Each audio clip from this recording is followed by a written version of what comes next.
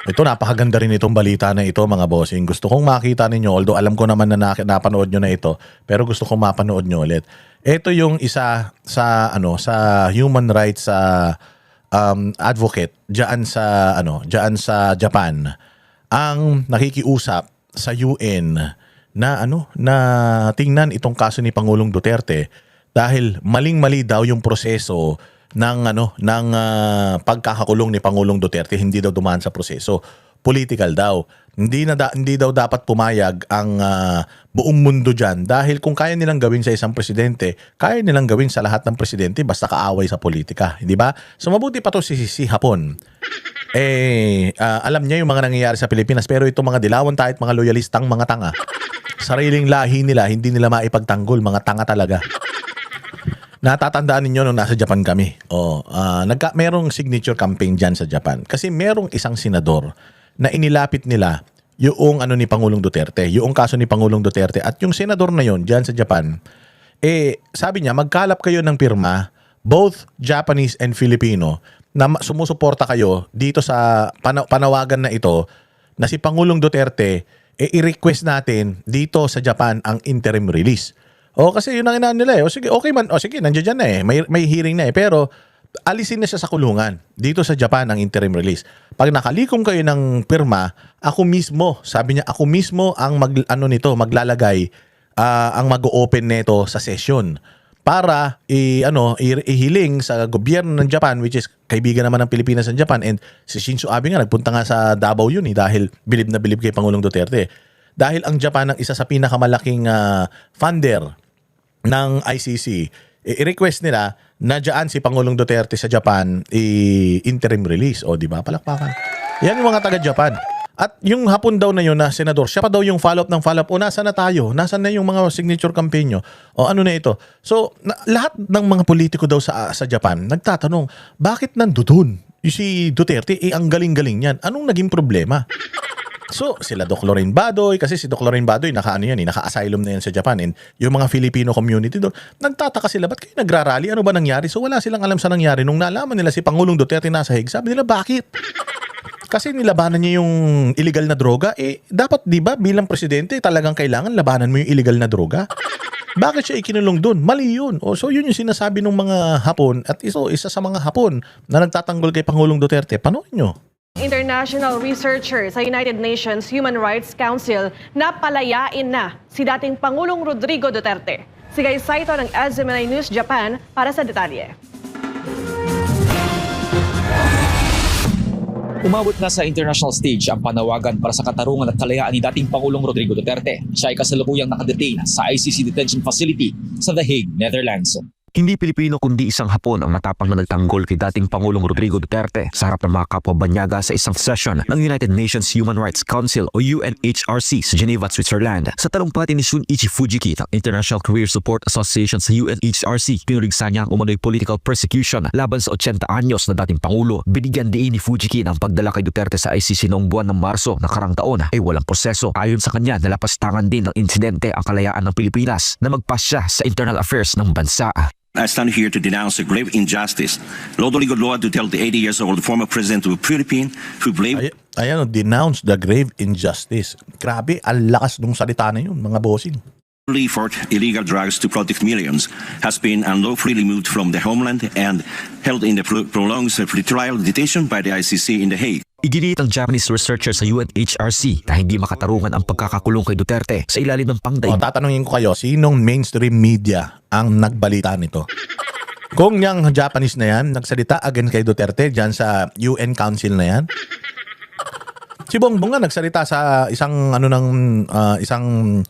tawag dyan sa UN, dyan sa Amerika, yung pagtitipon-tipon Ang daming balita tungkol doon. Wala na makakwenta-kwenta. Kung itong mama na ito, ang sinasabi niya, mga laban kay Pangulong Duterte, kinakampihan niya yung ICC, pusta tayo. All over the news yan. Pero, tinan mo, pinagtatanggol niya si Pangulong Duterte rito. Taga-UN to, hindi Pilipino. Alam niya lahat ng nangyari. Alam niya kung ano yung mga nilabag na karapatan na itong bansa natin. Bansa pa natin, ha? Oh, at yung nilabag din ng ICC na karapatan ni Pangulong Duterte. Tingnan mo, may mainstream media na nag-pick up. Isa lang ang nag-pick up, SMNI lang. Bakit SMNI lang ang nag-pick up? Samantalang pagka ibang issues naman, pinipick up naman ng SMNI. Bakit pag ganito, importante to para sa bayan Pilipinas, hindi pinipick up ng mainstream media? Paano? Putangin ng mainstream media na yan, mga bayad eh. Yung mainstream media na yan, mga prostitutes yung mga yan. Pucha, nakatanggap ng mga mali-malita. Di ba sinabi nung mga sundalo na may hinatiran silang isang media person? Propagandistang hayop na yan.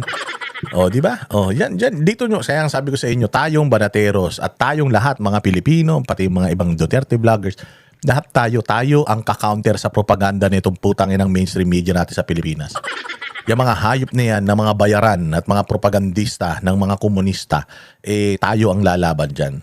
Di kang batas. Kinwestiyon niya ang pakikialam ng ICC lalo't hindi dumaan sa paglilitis sa mga local court ng Pilipinas ang dating Pangulo. Sinabi rin ni Fujiki na ginagamit umano ng administrasyon ni Pangulong Ferdinand Marcos Jr. ang sitwasyon upang sirain ang pangalan ng pamilya Duterte. Dahil dito, patuloy siyang nagsasalita sa mga international forum upang ipaalam sa mundo ang kanyang panig sa kaso. Binatikos din niya ang ICC dahil sa 3 beses na pagtanggi sa hiling na pansamantalang makalaya ang dating Pangulo. Since March 11, 2025, exactly 1 year ago today, this elderly leader has endured detention, separated from family, and serious health issues. Global rallies and protests in The Hague and throughout the world demands the interim release, which has been unlawfully denied by the ICC 3 times. This over 1 year pretrial detention raises profound question about compliance with the law statutes guarantees of human treatment and speedy trial. Para kay Fujiki, malinaw na paglapastangan sa human rights ni Duterte ang ginawa ng ICC. Si dating Pangulong Duterte ay nahaharap sa kasong crimes against humanity sa ICC dahil sa war on drugs noong kanyang termino. It is an affront to human dignity and the abuse of international justice for political ends. We urge this Council to demand humanitarian review and interim release of President Duterte. Justice must be fair, not a weapon against the people. The majority of the Filipino voice will not be silenced and depressed. Ang pagkilos na ito ay bahagi ng kampanya ng Republic Defender. Claire Castro, si Bongbong may mga ganyan ba? Si Bongbong, sabi ko sa'yo, pag namatay ang bukas, takin na maniwala ka, baka mag-party sa buong mundo. Itong mga Pilipino to, baka hindi na mga nakasimangot to, baka ang saya-saya na ng mga Pilipino na ito. Tingnan nyo, mayroon ba kayong ma-organize sa kahit anong bansa na gumawa nito para kay Bongbong? Tapos ito si Larry Gadon, naghahamon kay Inday Sara na, sige, magtawag ka sa tingnan natin kung ilang pupunta. Gago, pumunta ka rito sa Japan, baka sampalin ka dyan. Kami yung dami ng tao na yan, naging part ako niyan. Kasama ako sa nagmamarcha-marcha dyan noon, nandiyan kami sa Japan. Grabe, ang dami nito. Hindi magkakakilala to ha. Basta inorganize. Dito, magkikita-kita tayo. Noise barrage tayo. Pupunta dyan. Ang dami. Alam mo, minsan nga ang permit namin pang 150 lang. Hindi na nga namin ina-announce. Kasi pag pumunta yung mga Pilipino, ang dami. Nagagalit yung mga polis. Hoy, ang permit nyo 150. Putangin na yun, 1,000 na kayo. Ganun daw. Kaya minsan daw nililihim na nila para lang hindi mapagalitan ng otoridad. Pero wala, hindi mo mapipigilan ng suporta kay Pangulong Duterte. Dito pa lang to sa Japan ha, meron pa sa Middle East, meron pa sa Europe, meron pa sa Amerika, buong mundo yan, kakapal ng mukha nyo. For Peace and Unity at Duterte supporters dito sa Japan upang ipakita sa international community ang injustice laban sa dating Chief Executive. Sa ngayon, naghahanda ng mga supporter ni dating Pangulong Duterte dito sa Japan para sa pagdiriwang ng kanyang 81 kaarawan sa darating na Marso. Saan ka makakita? 2 taon na sineselebrate, 2 beses na sineselebrate yung birthday ni Pangulong Duterte sa iba't ibang panig ng mundo.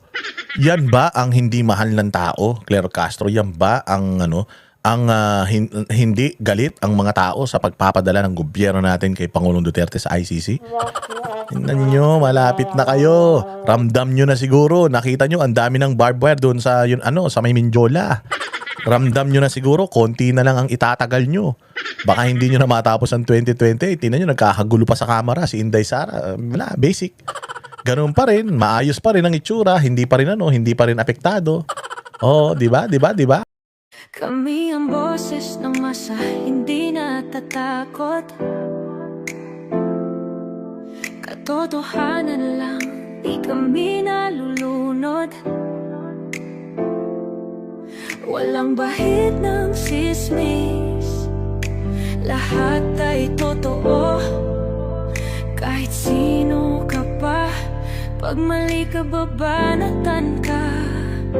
Walang pinipili, wala kaming kinikilingan. Basta para sa bayan, kami lalaban. Pag tama palakpakan, pag mali banatan, di matitinag, di matatakot. Para sa bayan, tuloy ang sigaw.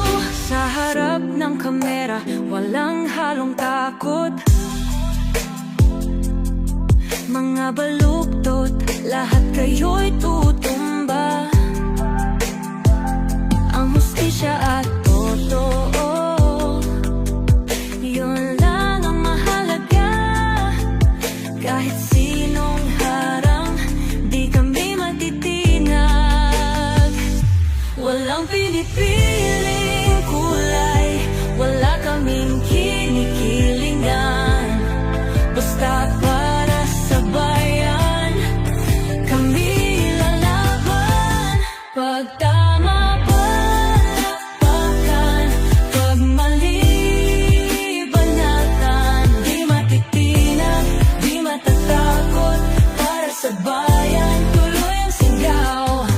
Kung nasa tama ka, ikaw ay aming kasama. Pero pag mali ka, handa ka na bang mabasag? Banateros kami, walang inuunan. Dahil bayan muna, bago ang sarili.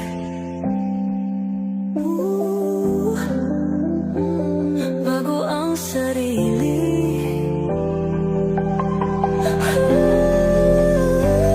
Pag tama palakpakan, pag mali banatan, banateros ang sigaw. Katotohanan ang laban.